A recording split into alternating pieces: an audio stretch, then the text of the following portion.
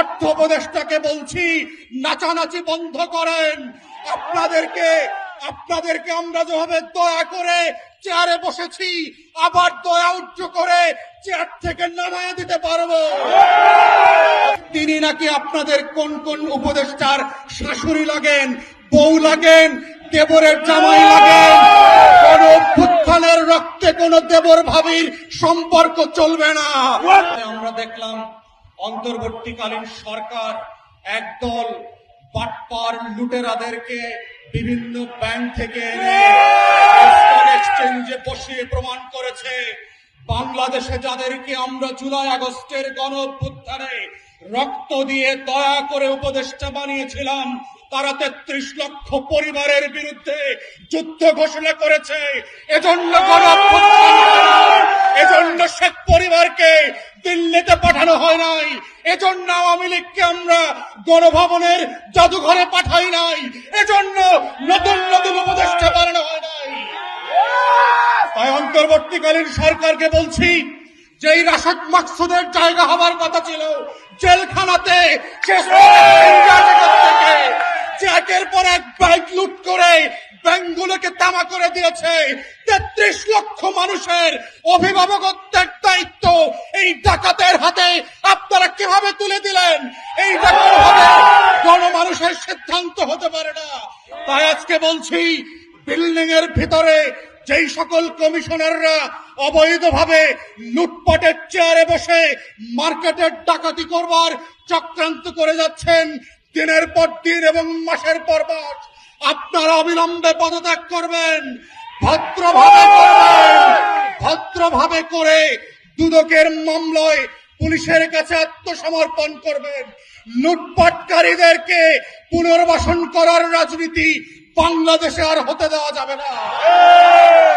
তাই আমাদের বক্তব্য খুব পরিষ্কার, বাংলাদেশে পুঁজিবাজারে বিনিয়োগকারীদের পক্ষ থেকে বারবার যে যৌক্তিক দাবিগুলো করা হয়েছে, আমরা দেখতে পাচ্ছি অর্থ উপদেষ্টা এবং অন্যান্য বাণিজ্য উপদেষ্টা থেকে শুরু করে এগুলোকে ছেলে খেলার মোয়ার মতো করে নাচনিপুরির মতো করে খেলছেন।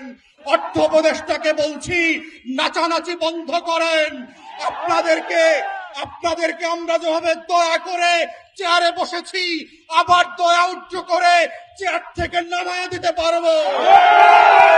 আমরা খুব পরিষ্কার করে অন্তর্বর্তীকালীন সরকারকে বলছি, যেটা বারবার করে বলেছি, 33 লক্ষ পরিবার এবং বিনিয়োগকারীর পক্ষ থেকে আপনারা অবিলম্বে একটা স্বাধীন তদন্ত কমিশন করবেন। চোর ডাকাতদেরকে আত্মীয়তার সম্পর্কের ভিত্তিতে না, চুরির ভিত্তিতে জেলে পাঠাতে হবে, ডাকাতির ভিত্তিতে জেলে পাঠাতে হবে, দুদকের মামলার ভিত্তিতে জেলে পাঠাতে হবে, শত শত হাজার হাজার কোটি টাকা লুটপাটের ভিত্তিতে এই রাশেদ মাকসুদকে জেলে পাঠাতে হবে। আমরা দেখলাম শুধু রাশেদ মাকসুদ না, এর আগের যে চেয়ারম্যান পুঁজিবাজারকে লুটপাট করে শেষ করে দিয়ে গেছে, যার লুটপাটের প্রপার্টির লেনদেনের বক্তব্য, সিঙ্গাপুরে টাকা পাচারের ঘটনা পৃথিবীর বিভিন্ন গণমাধ্যমে প্রকাশিত হয়েছে, তাকে এখন পর্যন্ত আপনারা গ্রেফতার করেন নাই। তিনি নাকি আপনাদের কোন কোন উপদেষ্টার শাশুড়ি লাগেন, বউ লাগেন, দেবরের জামাই লাগেন। কোন অভ্যুত্থানের রক্তে কোন দেবর ভাবির সম্পর্ক চলবে না। কোন অভ্যুত্থানের রক্তের একটাই সম্পর্ক, সেটা হচ্ছে ন্যায্যতার সম্পর্ক, সেটা হচ্ছে ইনসাফের সম্পর্ক, সেটা হচ্ছে বৈষম্যহীন পুঁজি বাজার গঠনের সম্পর্ক। আমাদের বক্তব্য আমরা বারবার বলেছি, এই কমিশন করে আপনাদেরকে পুঁজিবাজার পরিচালনা পর্ষদের শুধুমাত্র কমিশন করলে হবে না, বিনিয়োগকারীদের প্রতিনিধি নিতে হবে, যাদের পুঁজি তাদের প্রতিনিধিত্বের ভিত্তিতে আলাদা পর্ষদ করতে হবে। কোন সিদ্ধান্ত বিনিয়োগকারীদের বাহিরে পরামর্শ করা ছাড়া সচিবালয়, গুলশান ক্লাব আর ঢাকা ক্লাবে বসে আপনারা সিদ্ধান্ত নেবেন, সেই সিদ্ধান্ত জনমানুষের সিদ্ধান্ত হবে না। তাই এই সিদ্ধান্তের প্রত্যেকটা স্তরে স্তরে পুঁজিবাজারে যারা বিনিয়োগকারী ভাই বোনরা আছেন তাদের সাথে গণশুনানি করতে হবে।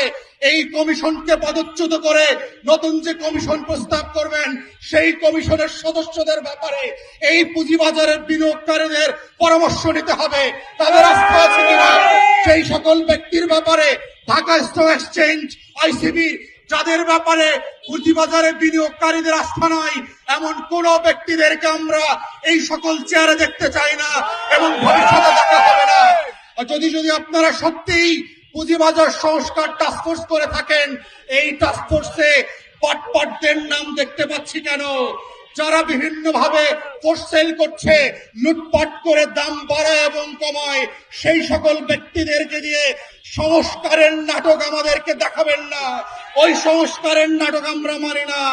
অতএব যে টাস্কফোর্স করা হয়েছে, ফোকাস গ্রুপ করা হয়েছে, ইতিমধ্যে আমরা দেখেছি পুঁজিবাজারের বিনিয়োগকারীরা এই ফোকাস গ্রুপের ব্যক্তিদের ব্যাপারে তাদের ক্রেডিবিলিটি এবং সততা নিয়ে প্রশ্ন তুলেছে। এমন লোকদেরকে কোনোভাবেই আমরা এই টাস্কফোর্সে আর ফোকাস গ্রুপে দেখতে চাই না। আমরা নতুন আস্থাবান সদস্য চাই, যাদের ভিত্তিতে, যাদের পরামর্শে, যাদেরকে পদস্থ করলে পরে পুঁজিবাজারে লক্ষ লক্ষ বিনিয়োগকারীরা আবার ঘুরে দাঁড়াবে, আবার এখানে প্রফিট করতে পারবে, জীবনের শারীরিক মানসিক বঞ্চনা থেকে তারা রেহাই পাবে। তেমন পুঁজিবাজার গঠনের আহ্বান জানিয়ে আমার বক্তব্য এখানে শেষ করছি।